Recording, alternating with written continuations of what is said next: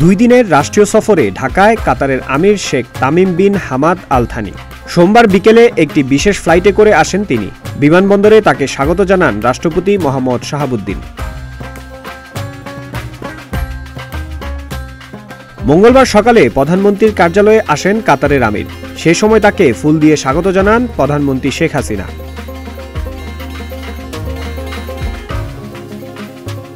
পরে প্রধানমন্ত্রী শেখ হাসিনার সঙ্গে সফররত কাতারের আমির Sheikh Tamim bin Hamad Al থানির মধ্যে দ্বিপাক্ষিক বৈঠক অনুষ্ঠিত হয়। এ বৈঠকে 5টি চুক্তি ও 5টি সমঝোতা স্মারক সই হয়েছে।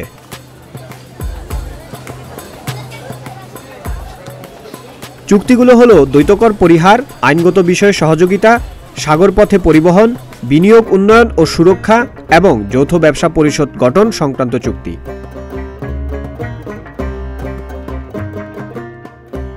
প্রস্তাবিত সমঝোতা স্মারকগুলো হলো শ্রমশক্তি, বন্দর পরিচালনা, উচ্চশিক্ষা ও বৈজ্ঞানিক গবেষণা, যুব ও ক্রীড়া সহযোগিতা ও কূটনৈতিক প্রশিক্ষণ সহযোগিতা।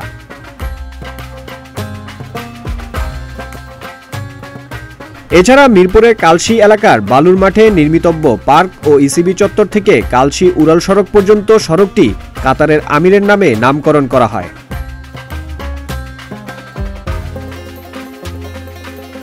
ভূ-রাজনৈতিক অবস্থান এবং কূটনৈতিক মধ্যস্থতার কারণে কাতার মধ্যপ্রাচ্যের প্রভাবশালী দেশ হিসেবে পরিচিত।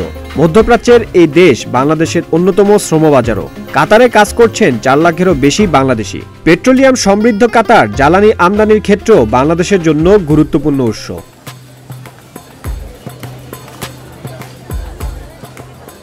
এসব কারণে কাতারের আমির Sheikh Tamim bin Hamad Al থানির এই সফরকে বিনিয়োগের সম্ভাবনা হিসেবেই দেখছে সরকার।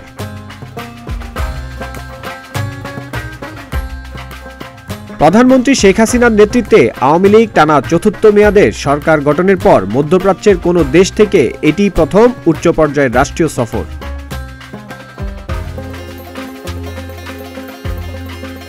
গত 2 দশকের মধ্যে কাতারের কোনো আমিরের বাংলাদেশে এটি প্রথম সফর। সবশেষ 2005 সালে কাতারের তখনকার আমির হামাদ বিন খলিফা আল থানি বাংলাদেশে এসেছিলেন।